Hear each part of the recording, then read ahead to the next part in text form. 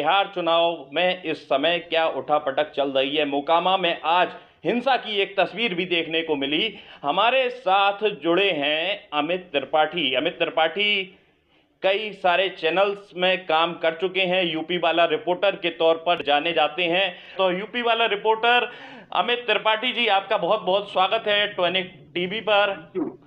शुक्रिया। तो ये बिहार की राजनीति में कैसी तस्वीर बन रही है अमित जी?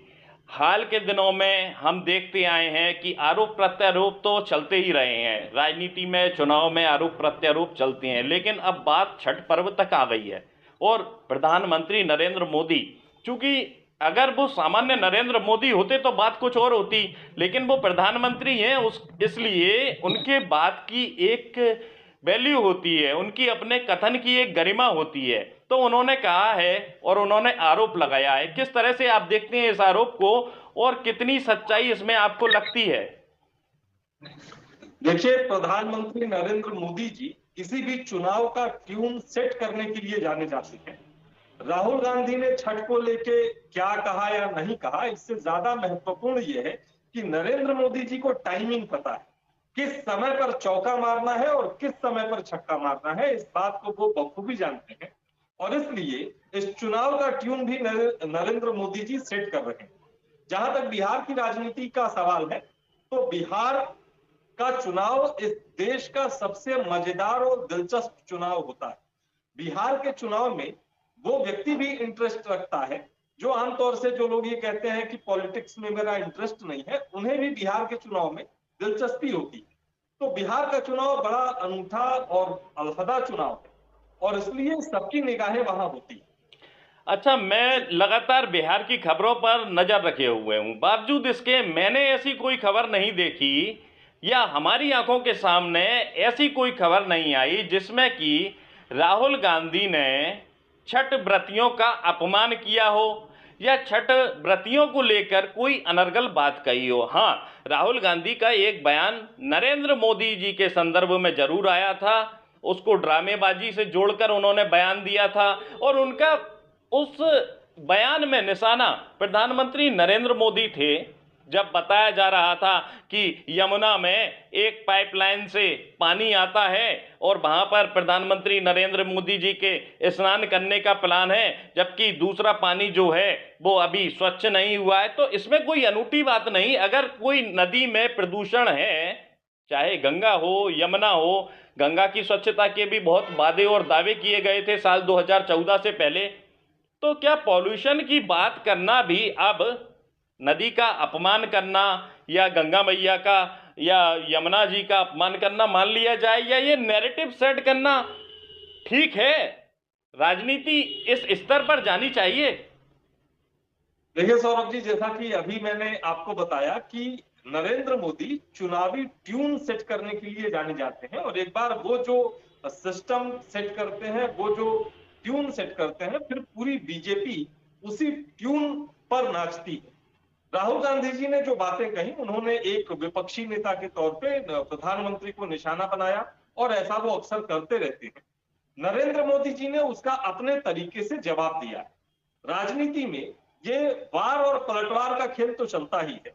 जहां तक राजनीति के स्तर की बात है, तो सत्ता पक्ष में होते हुए प्रधानमंत्री जी अपनी भूमिका का निर्वहन कर रहे हैं और विपक्ष के नेता के तौर पे राहुल गांधी अपनी भूमिका का निर्वहन कर रहे हैं। हाँ, कभी कभी ऐसा होता है कि सीमाएं पार हो जाती हैं, लेकिन ऐसे बहुत कम मौके होते हैं और फिर दोनों ही पक्ष अपनी मर्यादा में फिर से लौटते हैं, फिर से राजनीति आगे बढ़ती है। ये जरूर है कि राहुल गांधी जी के हर बार का पलटवार नरेंद्र मोदी जी बखूबी देना जानते हैं और उनका शब्दों का चयन बहुत अच्छा होता है। और कई बार तो जैसे आपको याद होगा 2014 के चुनाव में प्रियंका गांधी वाड्रा ने किसी एक जनसभा में कह दिया कि ये नीच मानसिकता है और नरेंद्र मोदी जी ने तुरंत उसको अपनी जाति से जोड़ते हुए वो सारे ओबीसी वोटर्स को, एससी वोटर्स को, एसटी वोटर्स को उन्होंने लामबंद कर दिया और बीजेपी को इसका फायदा भी मिला। तो नरेंद्र मोदी जी इसी तरीके से ट्यून सेट करने के लिए जाने जाते हैं और वो ये काम लगातार कर रहे हैं। शायद भाजपा को इसका फायदा भी लगातार मिल रहा है। इसी कारण विपक्ष लगातार कुछ मानता हो या ना मानता हो, लेकिन मोदी जी के बारे में एक बात मानता है कि मोदी जी अभिनय अच्छा करते हैं, ऐसा विपक्ष कहता है, हम नहीं कह रहे। दूसरी बात, एक आज मोकामा से खबर आई, खबर मोकामा से ये आई कि वहाँ जन स्वराज के एक समर्थक की हत्या कर दी गई। हैरान करने वाली खबर। इसे आप भविष्य की राजनीति में कैसे देखेंगे? अभी हाल ही में मैं बिहार गया था और बिहार में लगभग 600 किलोमीटर मैंने बाइक राइडिंग की। यानी मैंने बिहार के अंदर घूमते हुए, बाइक से घूमते हुए 600 किलोमीटर का सफर तय किया और मैंने ये महसूस किया कि जो पहले के जंगल राज जिसको कहा जाता था, जो आज से 20 साल पहले की स्थिति थी, उसके मुकाबले वहां के लोग ही ये कहते हैं कि सुरक्षा व्यवस्था में बहुत सुधार आया है और इसी वजह से एक बाहरी व्यक्ति जो बिहार का नहीं था, वो बिहार के अंदर आधी रात तक भी बाइक से सफर कर सका। आज जो घटना हुई, जो हत्या हुई, वो बहुत दुर्भाग्यपूर्ण है और इससे भी ज्यादा दुर्भाग्यपूर्ण है कि इसका आरोप प्रत्याशियों पे लग रहा है। लेकिन हमें ये समझना होगा, पहली बात कि बिहार की राजनीति को ये कहा जाता है कि ये शुद्ध जातिवादी राजनीति है और तमाम जातियां अपनी अपनी जाति के नेताओं का समर्थन करती है। आज जो हत्या हुई है, इसमें खास बात यह है कि जिसकी हत्या हुई वो यादव जाति के व्यक्ति थे, आरजेडी के नेता थे और वो जन सुराज के प्रत्याशी का प्रचार कर रहे थे और शायद हो सकता है कि इस वजह से भी कुछ लोग नाराज रहे हों और इसकी वजह से हमला हुआ हो। जी हाँ। लेकिन आप देखिए कि बिहार में समीकरण, अगर ये जो सामने दिख रहा है, इसका मतलब कि बिहार में समीकरण बदल रहे हैं और अब लोग अपनी जाति से आगे देखना शुरू कर चुके हैं।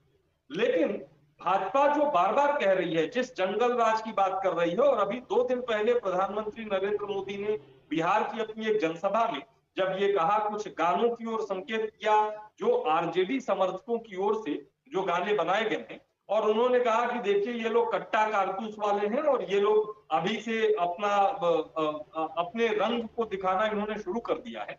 तो जो बात भाजपा, जनता दल यूनाइटेड और इसके तमाम नेता लगातार दोहरा रहे हैं कि अगर आरजेडी सत्ता में आती है तो जंगल राज लौटेगा। अभी आज जो स्थिति हुई है, क्योंकि हत्या भी आरजेडी नेता की हुई है, तो ये इस पर भी निश्चित है कि पॉलिटिक्स की जाएगी और इसके लिए भी तमाम तर्क दिए जाएंगे कि देखिए ये जंगल राज का उदाहरण है, जिसने भी ऐसा किया है उसे कड़ी सजा मिलनी चाहिए। लेकिन एक बात और है, बिहार में नियम कानूनों की बात करना आज भी बाकी देश के मुकाबले थोड़ा कठिन है। आज भी बिहार की सामाजिक परिस्थितियां भारत के अन्य हिस्सों के मुकाबले थोड़ी चैलेंजिंग। डिप्टी सीएम सम्राट चौधरी के बारे में क्या कहेंगे? क्योंकि डिप्टी सीएम सम्राट चौधरी ने खेसारी लाल के बारे में बयान दिया। आरजेडी प्रत्याशी हैं खेसारी लाल छपरा से, और बोल गए नचैया गवैयों से तुलना कर गए। अब नचैयों गवैयों से तुलना करेंगे तो आपकी अपनी पार्टी में रवि किशन पर भी सवाल उठेंगे, आपकी अपनी पार्टी में दूसरे जो नेता हैं पवन सिंह हैं, पवन सिंह पर भी सवाल उठेंगे। तो क्या लगता है आपको, सम्राट चौधरी ने बड़ी भूल की? देखिए, ये सम्राट चौधरी की ओर से सेल्फ गोल कर लिया गया। शायद उन्हें बाद में अपनी गलती का एहसास हुआ होगा। किसी भी दूसरी पार्टी के मुकाबले भाजपा में भोजपुरी कलाकारों और सिंगर्स की संख्या ज्यादा है। न केवल पवन सिंह है, मनोज तिवारी हैं, दिनेश लाल यादव निरहुआ हैं और रवि किशन है और ऐसे बहुत सारे सिंगर्स हैं। बहुत सारे ऐसे भी हैं जिनको बाकी देश नहीं जानता, लेकिन बिहार की जनता जानती है। ये सेल्फ गोल हुआ। आपकी संख्या, उनकी संख्या आपके यहाँ तो ज्यादा है और उनका योगदान भी बहुत अच्छा है। इसलिए इस तरह की बात करना मुझे लगता है कि ये एक छोटी मानसिकता का परिचायक है। शायद वो अपने शब्दों का सही चयन नहीं करते। मुझे एक बात याद आ रही है, आप तो उत्तर प्रदेश के रहने वाले हैं, भली भांति जानते होंगे समाजवादी पार्टी का वो दौर जब मुलायम सिंह यादव मुख्यमंत्री हुआ करते थे, और मुलायम सिंह यादव के बाद जब दौर आया अखिलेश यादव का, तो अखिलेश यादव सीएम नहीं बने थे, सिर्फ सीएम का फेस थे। उस समय ये कहा जा रहा था दूसरी पार्टियों की ओर से कि अगर दोबारा समाजवादी पार्टी सरकार आ गई तो अपराध को बढ़ावा मिलेगा, गुंडाई होगी, बदमाशी होगी। बाद में क्या तस्वीर बनी वो हमने भी देखी। लेकिन उस समय एक नैरेटिव सेट किया गया या एक बयान दिया गया, उस बयान का जिक्र करना मैं यहां जरूरी समझता हूं। समाजवादी पार्टी की तरफ से एक बयान आया, कहा गया कि जो पहले हुआ वो अब नहीं होगा। पहले क्या हुआ ये नहीं बताया, अब क्या होगा या नहीं होगा ये नहीं बताया, केवल ये कहा गया कि जो पहले हुआ वो अब नहीं होगा। जनता को बात पसंद आई और लोगों के मन में भी बहुत अच्छी तरह से सेट हो गई। परिणति ये हुई कि अखिलेश यादव मुख्यमंत्री बन गए। क्या बिहार में ये कहानी दोहराई जा सकती है? क्या लगता है आपको? देखिए, मेरा मानना है कि बिहार की परिस्थितियां उस समय के उत्तर प्रदेश की परिस्थितियों से काफी अलग है। पहली बात यह कि जिस दौर की आप बात कर रहे हैं उस वक्त मायावती की सरकार रही थी और उसके बाद चुनाव हुए थे, तो एक एंटी इनकम्बेंसी वाला जो फैक्टर था वो मायावती के खिलाफ गया और जनता को यह दिखा कि फिर समाजवादी पार्टी विकल्प है। क्योंकि उस वक्त अगर आपको ध्यान में हो, भाजपा के पास कोई प्रदेश में कद्दावर नेता नहीं था। न केवल प्रदेश में नहीं था बल्कि राष्ट्रीय स्तर पे भी स्थिति बड़ी डामाडोल चल रही थी और भाजपा अपने खराब दिनों से गुजर रही। तो उत्तर प्रदेश में बसपा के बाद फिर सीधा विकल्प केवल सपा थी और भाजपा विकल्पहीन हम कह सकते हैं। जनता ने भाजपा को विकल्प नहीं माना। नीतीश, अगर आप बिहार में ट्रेवल करेंगे और बिहार में आम लोगों से बात करेंगे, कास्ट लाइन पे जो रुझान है वो आज भी बरकरार है, हालांकि वो भी टूट रहे हैं जैसा अभी मैंने जिक्र किया। इसके बावजूद आप देखेंगे कि आज भी बिहार में नीतीश सबसे बड़ा चेहरा है। और इसका उदाहरण, इसके दो उदाहरण मैं देता हूं कि अगर भाजपा को बिहार की सत्ता में आना है, सरकार बनानी है, तो ज्यादा सीटें लाने के बावजूद उन्हें नीतीश को ही समर्थन देना होता है। और जब आरजेडी सत्ता में आना चाहती है और जेडीयू से गठबंधन करती है और 17 महीने सरकार चलाती है, आप उस वक्त देखिए कि आरजेडी में तेजस्वी उस वक्त भी थे, इसके बाद भी उन्हें नीतीश के चेहरे पर ही सरकार चलानी पड़ी। तो नीतीश एस्टेब्लिश्ड चेहरा है, बिहार की जनता उनके कार्यों को मानती है। वो लोग भी मानते हैं जो ये कहते हैं कि नहीं अब बदलाव होना चाहिए, लेकिन जब नीतीश के काम की बात होती है तो वो कहते हैं कि हाँ 20 सालों में नीतीश ने बिहार के लिए बहुत कुछ किया। तो फिर उत्तर प्रदेश से सिचुएशन बदल जाती है और इसलिए तेजस्वी की राहें उतनी आसान नहीं है जितनी अखिलेश की थी। सभी जानते हैं बिहार के लोग पलायन का दंश झेल रहे हैं। पलायन कोई छोटा मोटा तो होता नहीं बिहार से। मेरे और आपके साथ में बिहार के कितने सारे लोग थे जो बड़ी मेहनत से, बड़ी मशक्कत से काम करते थे, जिम्मेदारी से अपने कर्तव्यों का निर्वहन करते थे। और बिहार के लोग सिर्फ ईमानदार ही नहीं, मेहनती होते हैं और हर कार्य में निपुण भी होते हैं, इस बात में कोई दो राय नहीं।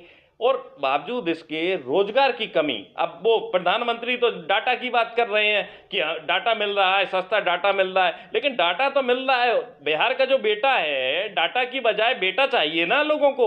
अब बेटा तो कहीं दूसरे शहर में नौकरी करने को मजबूर है, तो क्या इन सब फैक्टर का असर नहीं पड़ेगा?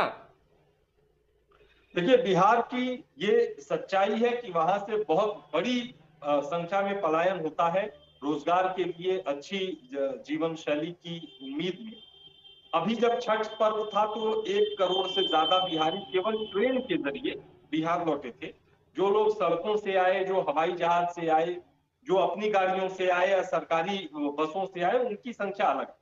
तो ये एक बहुत बड़ी संख्या है जो बाहर जाती है, नौकरी करती है और फिर साल में 1 बार या 2 बार वो अपने प्रदेश की ओर आती है। बिहार की तस्वीर ये है कि बिहार में इंडस्ट्री नहीं। 20 साल में नीतीश सरकार भी अगर उसकी उस सरकार की आलोचना किसी एक आधार पे बड़ी मजबूती से की जा सकती है तो वो आधार यही है कि नीतीश सरकार बिहार में इंडस्ट्री नहीं ला पाई, बड़ा निवेश नहीं ला पाई। और इसके लिए वो कई अन्य फैक्टर्स भी गिनाते हैं कि वैसी परिस्थितियां नहीं है।